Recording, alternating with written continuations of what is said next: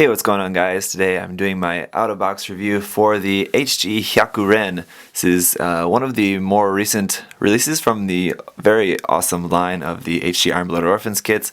Really loving the series, loving the mobile suits so far. The kits are awesome. Do wish they had a little bit more in terms of hand options, but for the most part they're pretty much all really nice kits.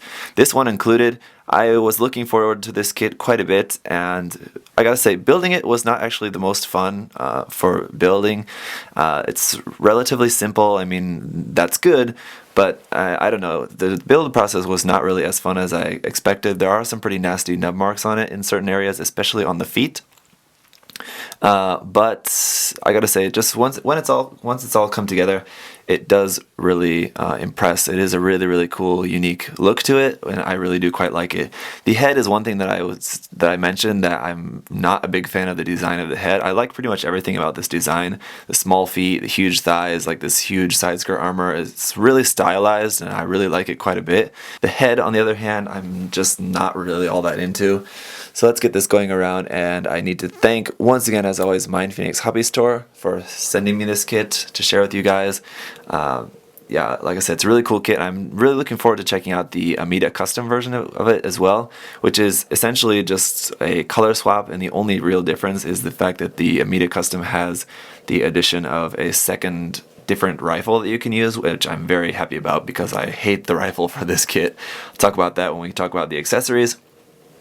But yeah, the head is basically the one part of the design that I really am not into. It has admittedly grown on me a little bit, but I'm still not really all that into it. I'm still considering different options for how I might change the head, either like change it as it is or just swap it to a totally different head from another kit or something. So I had the idea of using the extra Delta head from the HG Mega Shiki kit.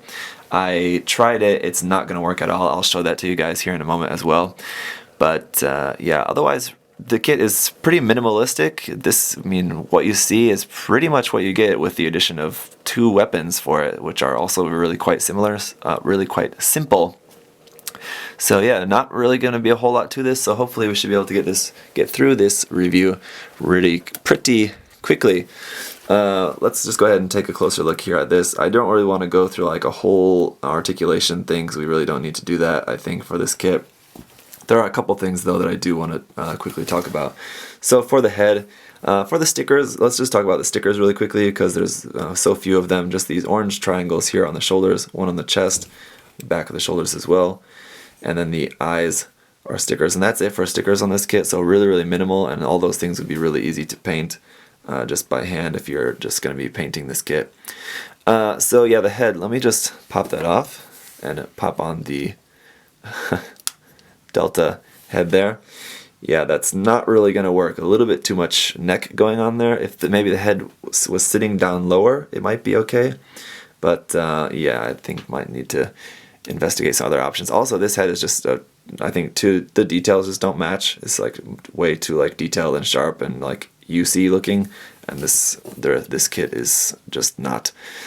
So yeah, the head obviously there is just on a ball joint. It doesn't really go back very far, just because the back of the head is hitting this white bar, kind of part of the backpack. It's not really a backpack, just like the back of the mobile suit. It doesn't really have a backpack, which is kind of interesting as well.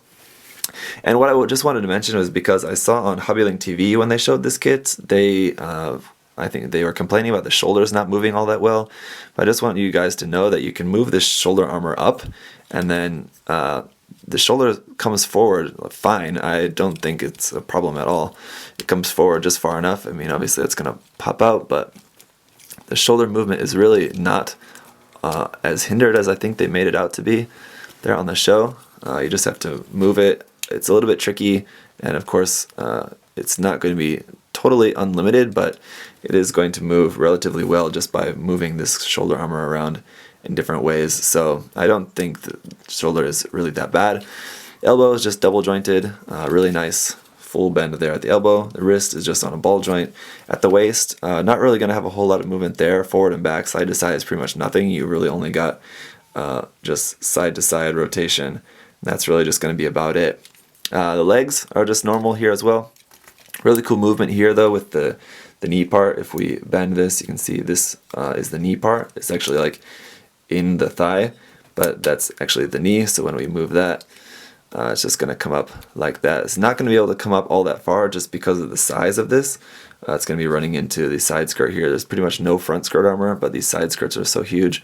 Side skirts do move out pretty far, so like if you wanted this kit to do the splits, the legs can go out pretty far, but forward only going to be about that much, so not very high on that knee bend there. That's pretty much going to be it. And this part that fell off is obviously a part that's going to be going in the hand. It's like a kind of weapon. We'll take a look at that in a moment. So that's meant to come off. It's not something that's just loose. It's not a loose part or anything.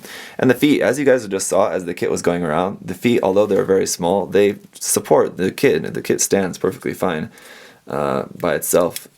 So yeah, just some nasty nub marks here on the side of the feet though. Let me try to show you guys that. Hopefully I got rid of them as best as I could. But yeah, like just because of the way the feet is shaped with this detail on there, a little bit difficult to get rid of some of those nubs. Back of the legs are, you know, nothing to write home about. Pretty lackluster there. But overall, just really cool design. This back skirt, also kind of interesting that the center part moves like that. So that's kind of cool. I like the design of that.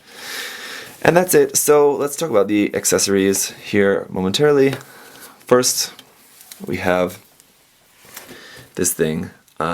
This thing is its kind of sword weapon, which just goes into the hand. No problem holding that, of course. You just have to take apart the hand and put it on there. It can hold it, no big issue. I hate the look of this. I don't like the look of this at all. Maybe without this lower part, if I just like cut that off and it's just the handle and the blade part, then that'd be fine. But like this whole section here, it seems like it's like would kind of work like as a melee weapon, just like this blunt end for smashing something, but it just looks dumb, I think. So this just plugs on here, this tab on the back skirt that just feeds onto there. And that's it. That's nice and secure, not going anywhere. And then we have this god-awful rifle. This is the ugliest rifle I think I've ever seen. I hate this, and I'm definitely not going to be using this with this kit. It's so ugly. So like I said, I can't wait for the Amita Custom when that one has it has this one, and it also has a second rifle as well, which looks much better. That one too is like still nothing to write home about, but it's at least better than this. But this one is going to fit in the hand just fine. You just need to take apart the hand, and then it goes on there with no problem. So while this doesn't have that awesome full inner frame like the Barbatos and the Greys did, it is still a very nicely posable kit, very highly posable, really good dynamic range for this kit, I think. Those side skirts, although they do move quite well off to the side, they do come off pretty easily, so just be careful about that. They just use the same kind of side skirt polycaps that we see in a lot of recent HGs, but for some reason I think just because of the size and like the way that they're connected, they just come off a little bit easily, but otherwise it's not really anything to complain about. Not really too much at all really that I can complain about this kit. As you can see, as this is going around, the underside of the feet is hollow. But again, it's a high grade. Basically, pretty much everything about this kit, it's just like a pretty standard modern high grade. Like the Barbatos and the Greys, the fact that those had full inner frames, those were like the exceptions. HGs with inner frames is just something that we just don't really ever get. So the fact that those had that, I don't think that those were like setting a new standard for all HGs in the future. I think those were just the exception. I think this is just a standard regular HG. It's what you would expect. It's got some seam lines you need to remove. It's got a couple sticker color apps that you'll have to paint. It's got pretty good articulation, but of course it's not totally unlimited. So yeah, I think there's nothing really disappointing about this kit. Nothing that I got and I was just like, oh man, that's really disappointing. I wish it did this. It does everything it needs to do. One thing that I will nitpick a little bit about, just because if there are any of you guys who are out there who are not planning on painting this and just planning on just snapping it just out of the box, although it is pretty minimal in stickers, there are definitely some color apps missing from this kit. First of all, the vents on the back of the legs are supposed to be gray. Those are just the molded light blue color. And then on the back of the arms, there's actually 3 sections that are supposed to be white that are just the dark blue color. So there's just those. And then just the mobile suit itself is not in the right colors. The dark blue and white are correct, but the lighter blue color on this is like a kind of light, like periwinkle blue color, when it's supposed to be purple. As we can see, if you just look back at the manual here again quickly, you can see that the secondary color of the armor is supposed to be in purple, but here we can see it's obviously a light blue color. So if you just wanted to just snap build this just out of the box, just know that it's not really going to be as accurate as if you were just going to paint it up and do all that yourself. Now these weapons here, which are basically akin to boxing gloves, similar to what the Gundam Maxter had from G Gundam, I was not really expecting to be into these weapons at all going into this, but for how much I hate the rifle and the sword weapons, these are actually probably now my favorite weapons for this kit, just kind of by default, just because of the fact that I don't hate them. They look a little bit silly in white. I think maybe painted in some different color would definitely look better and make them look less obviously like boxing gloves and more like weapons for like a mobile suit. So I think altering them a little bit would be cool. But it is a cool addition for this kit. It definitely gives it something a little bit even more unique. Another thing that I just wanted to point out too, it's cool that the sword can attach to the back skirt. I wish that there was a way to attach the rifle somewhere as well, either to the back skirt, even like attaching both of them on the back skirt. Like there's plenty of room on this part here going down to just attach the rifle on there as well, or something would have been cool. Of course, not a very difficult modification to do if you wanted to do that. Or maybe just a way to use the rifle with that same port as the sword, so just switch it off if you wanted, just maybe a connection piece to connect the rifle.